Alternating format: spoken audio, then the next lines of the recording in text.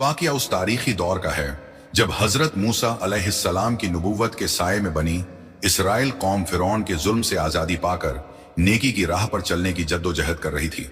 इसी कौम में एक शख्स था जिसका नाम कारून था। कारून रिश्ते में हज़रत मूसा अलैहिस्सलाम का चचेरा भाई था और शुरू में एक नेक और इबादत गुजार आदमी माना जाता था। वह अल्लाह की तौहीद पर ईमान रखता था और उसकी आवाज़ में कुरान जैसी पाक किताबों को पढ़ने की एक खास मिठास और असर था। कारून की जिंदगी पहले बहुत सादा और ईमान वाली थी, मगर कारून की तकदीर ने एक हैरत अंगेज मोड़ लिया। अल्लाह ताला ने उसे अपनी कुदरत से बेपनाह और अजीम दौलत अता फरमा दी। यह दौलत इतनी ज्यादा थी कि पूरी बनी इसराइल कौम में किसी के पास इतनी रकम नहीं थी। कारून के खजाने की चाबियां ही एक बड़ा मसला थी। ये खजाने सोने, चांदी और हीरे जवाहरात से भरे थे और उनकी चाबियों का बोझ इतना ज्यादा था कि उन्हें उठाने के लिए ताकतवर आदमियों के एक पूरे गिरोह की जरूरत पड़ती थी।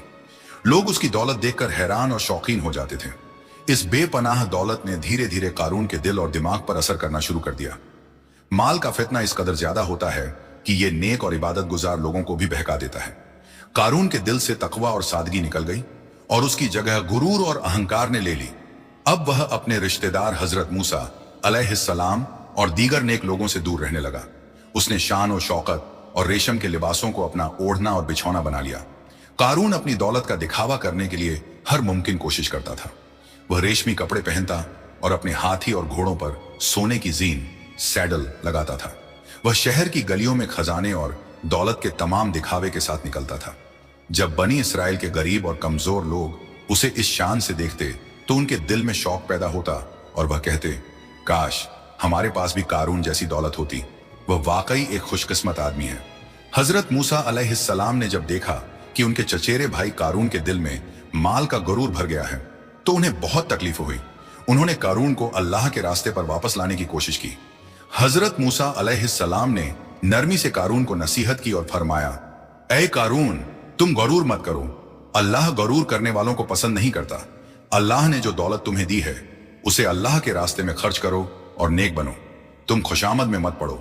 हजरत मूसा अलैहिस्सलाम ने कारून को झकात और अल्लाह की राह में खर्च करने का हुक्म दिया। कारून ने यह हुक्म सुनकर गुस्सा और अहंकार से जवाब दिया, क्या ज़कात? तुम कैसी बात कर रहे हो? यह दौलत मैंने अपनी मेहनत, अपनी अक़ल और अपने इल्म से हासिल की है। इसमें अल्लाह का या किसी और का कोई हिस्सा नहीं है। तुम झूठ कह रहे हो। इस तरह कारून ने अल्लाह के हुक्म और हजरत मूसा अलैहिस्सलाम की नबूवत का इनकार कर दिया। हजरत मूसा अलैहिस्सलाम ने उसे दोबारा नसीहत दी कि अल्लाह का इंसाफ सख्त है और गुरूर का अंजाम बुरा होता है, मगर कारून ने साफ इनकार कर दिया और तौबा नहीं की।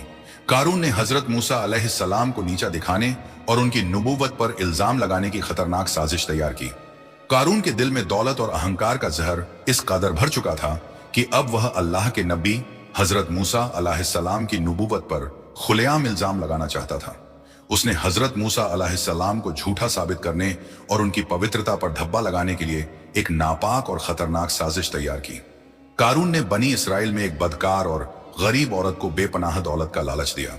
उसने उस औरत से कहा कि वह भरी महफिल में हजरत मूसा अलैहिस्सलाम पर बदकारी और गुनाह का झूठा इल्जाम लगाए ताकि लोगों का यकीन हजरत मूसा अलैहिस्सलाम से उठ जाए और कारून को झकात और अल्लाह के हुक्मों से आजादी मिल जाए। कारून ने साजिश का जाल बिछा दिया। एक दिन उसने बनी इसराइल के तमाम सरदारों और गरीब लोगों की एक बड़ी महफिल बुलाई। वह खुद शानदार लिबास पहनकर और खजानों की झलक दिखाकर गुरूर से बैठा था। उसने हजरत मूसा अलैहिस्सलाम को भी वहां दावत दी।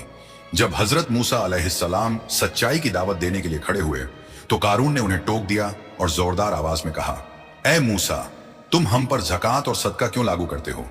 तुम कहते हो कि तुम पाक हो, मगर क्या तुम वाकई गुनाहों से पाक हो?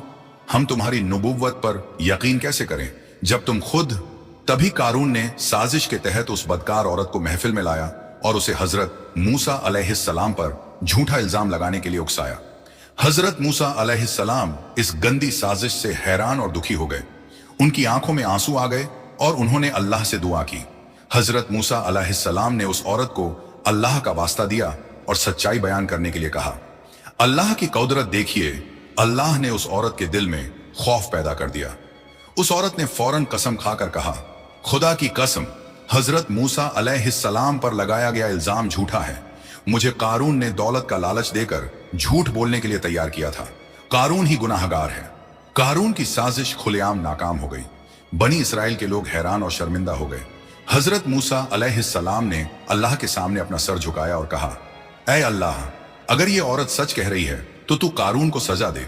हजरत मूसा अलैहिस्सलाम ने अल्लाह से दुआ की कि कारून को सजा दी जाए, और अल्लाह ने फौरन उनकी दुआ कबूल की। हजरत मूसा अलैहिस्सलाम ने गुस्से और इल्म की रोशनी में जमीन से बात की और हुक्म दिया, ऐ जमीन, कारून और उसके खजाने को निगल ले। अल्लाह के हुक्म से जमीन ने कारून के महल के नीचे दरार डालना शुरू कर दिया।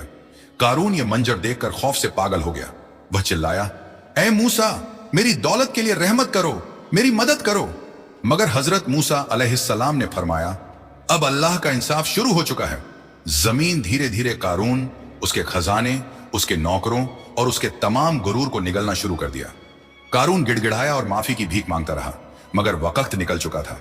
जमीन ने उसे पूरी तरह निगल लिया। जमीन ने अपनी गहराई में कारून, उसके महल और उसके बेपनाह खजानों को निगल लिया। यह मंजर इंसानी आंख के लिए खौफनाक और हैरत अंगेज था। बनी इसराइल के लोग जो चंद लम्हे पहले कारून की दौलत पर रश्क ईर्ष्या कर रहे थे, अब अल्लाह के सख्त इंसाफ को देखकर कांप उठे। जहां कारून का महल था, वहां अब सिर्फ एक गहरा और वीरान गड्ढा था। कारून का गुरूर और उसकी दौलत पलक झपकते ही मिट्टी बन गई। हजरत मूसा अलैहिस्सलाम ने अल्लाह का शुक्र अदा किया कि अल्लाह ने उनकी नबुव्वत पर लगाए गए झूठे इल्जाम का इंसाफ किया। बनी इसराइल के लोग अब एक गहरे सबक से गुजर रहे थे।